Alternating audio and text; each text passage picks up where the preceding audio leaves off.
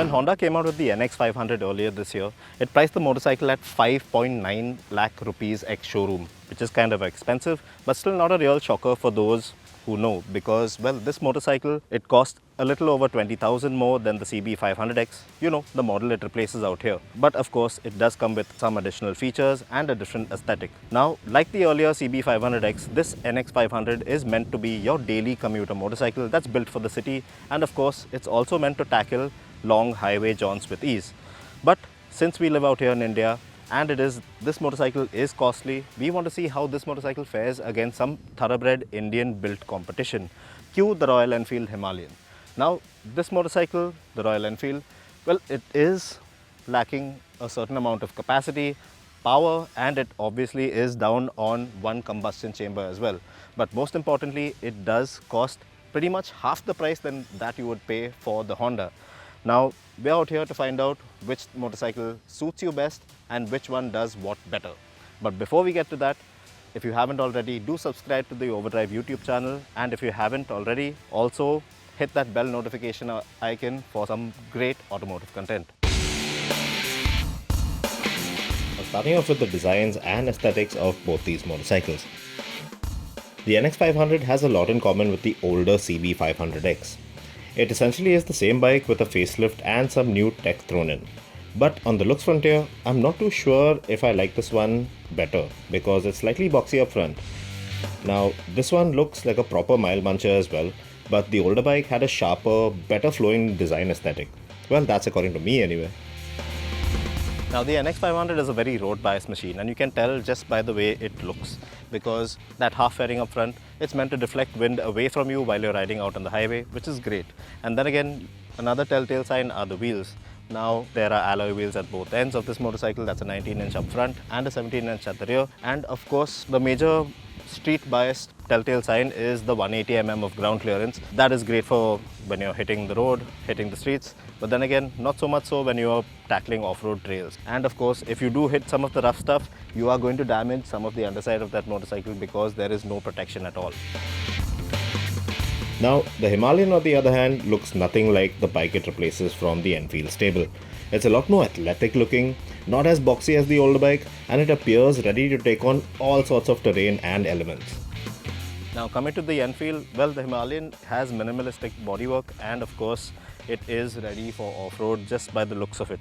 And you can tell that the more capable machine because of the way the wheels are set up. That's a big 21-inch wheel up front, spoked of course, and you have a nice chunky 17-inch spoked wheel at the rear as well. Most importantly, you have a good 230 mm of ground clearance to play with, great for tackling trails off-road. So there's no denying that the RE looks more of a butch off-road ready bike, while the Honda comes across as a soft-roader of sorts. But then again, looks are subjective, and both these motorcycles have undeniable road presence of their own. Now, a cool feature about the NX500 has to be its 5-inch TFT screen. Now, this unit has been lifted straight off the Honda XL750 Transalp. So you have a pretty simple but nice, vibrant layout, which gives you all the information you really want. And of course, you do have the option of Bluetooth connectivity, turn-by-turn navigation, and also traction controls, something the Himalayan doesn't come with. So the Himalayan also has a very nice and unique screen because, yes, it is round, nice and vibrant, and of course comes with the Bluetooth connectivity and all of that jazz. But the main USP of this particular display is you can cast your map onto the screen, which makes it very convenient when you're on the go and you have to reach your destination which you're very unfamiliar with. So this motorcycle doesn't get traction control, but ABS is switchable off at the rear. The Himalayan screen also reads out a distance to empty reading, which is great to have on those long distance rides, while the Honda, well, that simply reads out the running rate of fuel consumption. The RE also gets the tank crash guards as standard and these neat and unique taillights that are integrated into the turn signals. While the crash guards, knuckle guards, tinted windscreen, the tail rack, all that you see in the Honda here are cost extra. Something that I really like about the Honda was the way the buttons clicked and snapped every time I used them, and the joystick is backlit, which looks really neat at night. The Himalayan on the other hand, well, the joystick felt quite soggy and flimsy to employ in comparison. And to reiterate, the Honda is a CBU unit, and you can't shy away from the build quality that feels a step higher than that of the Enfield. Now, moving on to the engine.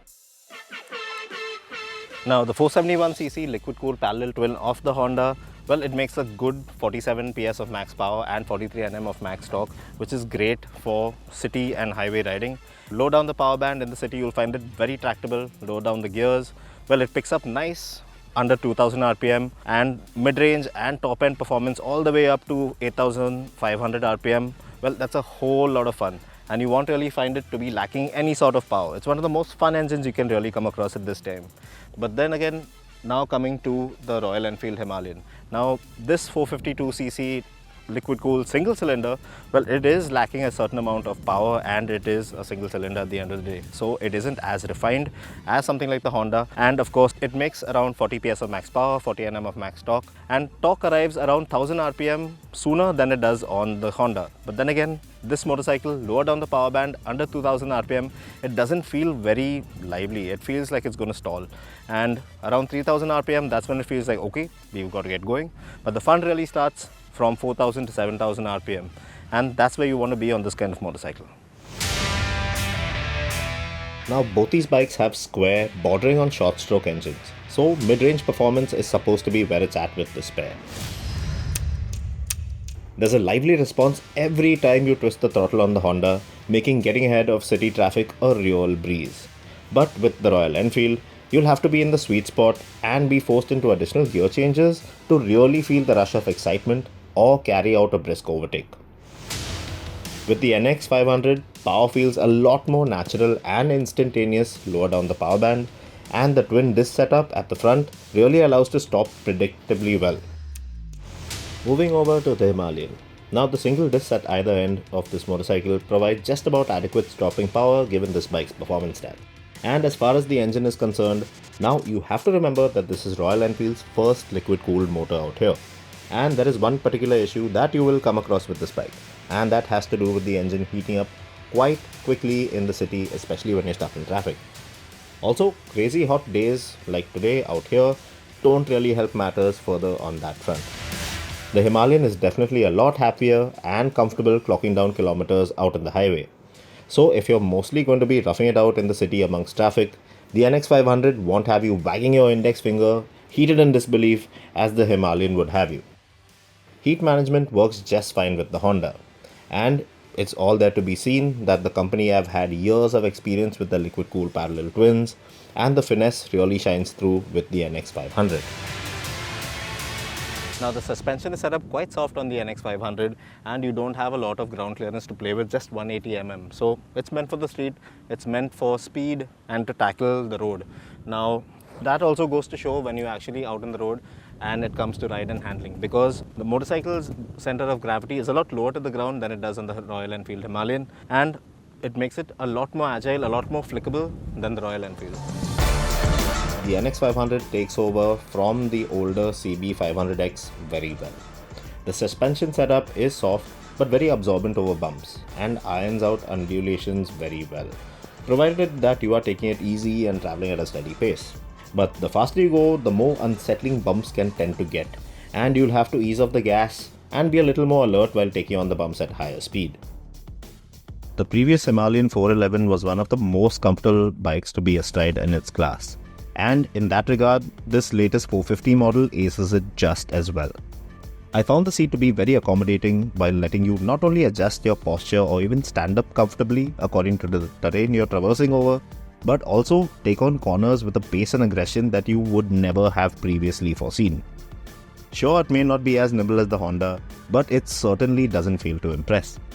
The longer wheelbase and suspension setup that's more in tune to tackling the rough stuff makes it more stable of the pair, especially over our highway conditions. And once the roads vanish, well, this bike just is leagues ahead in terms of capability and will quite literally kick up dust in the Honda's face. Once you get the hang of what the suspension is capable of managing, taking on rough terrain is just so easy. Now, the Enfield, for what it's worth, well, the suspension setup is not all that soft and pretty much well balanced in terms of stiffness as well, because it doesn't bog too much under heavy braking. But then again, thanks to the 230 mm of ground clearance, well, this motorcycle's weight is slightly more off the ground, so it doesn't make managing it all that easy. Even for a matter of fact, getting it on main stand is a lot more difficult than something like the Honda. Alright, now getting aside the NX500, seat height is at around 830 mm, which is pretty manageable for my 5'9" frame. Both feet on the ground pretty comfortably. And coming to the Royal Enfield, well, the seat height stands at around 825 mm, but of course, look at that side stand, the way the bike tilts over. Getting on is a lot easier. So if you have to choose between these two, it all boils down to what you expect to accomplish astride your motorcycle. Now, most ADV bikes nowadays are hardly ever exposed to the challenging terrain they are built to master. Rather, they are bought for their styling and level of ride comfort they provide. Now the Himalayan, it looks handsome, has a good amount of features, and is the more comfortable bike to be on. And although it might be the more demanding of a motorcycle to ride between these two, well, it allows you to be a lot more adventurous in your biking life. But not so much fun in the city. So it's not flawless. Now the Honda, well, it feels very well put together, an absolute gem of a street and touring bike to have in your garage. It'll absolutely blitz past the Himalayan that's pinned at 140 km per hour down an open road, but as far as its range of capabilities is concerned, it's limited to the kind of terrain you traverse over. Once again, not exactly flawless. So the NX500, yes, it'll set you back by 5,90,000 rupees ex-showroom, which is steep, but then again, it is a CBU, so the build quality really nice. The engine, fantastic, really great, lively, enjoyable out on the road. Good for the city and on the highway, especially the suspension. Well, it will keep you comfortable all throughout, but not so much so when you tend to go slightly off-road and a bit adventurous. Now, coming to the Royal Enfield Himalayan, well, yes, pretty much half the price, because 2,85,000 to 90,000 rupees, well, good value for money. But then again, this motor, the engine, it does feel like you really have to work it a bit to get the performance you really want out of it. Not so much city friendly, I'd say, because low down the power band does tend to get little, well, unnervy. And of course, on blisteringly hot days like today, well, the engine does tend to heat up quite a bit, and that can be a pain. Now, like the name suggests, it's not meant for the city, more in tune with highway riding, and of course, very, very capable off the road. Now, would I buy a machine like this? Well, not at this point, because there are certain issues with this motorcycle that still exist today. Now, we have witnessed a couple of issues with well, connectivity for one, second being some switchgear issues, and of course, the most prominent being the heating issue of the engine. But very capable machine. Should you buy one right now? I don't think so. As far as the Honda is concerned, yes, it is a very good and capable on-road machine. But then again, I wish it did come with stuff like the engine crash guards, which should have come standard as part of that 5.9 lakh package.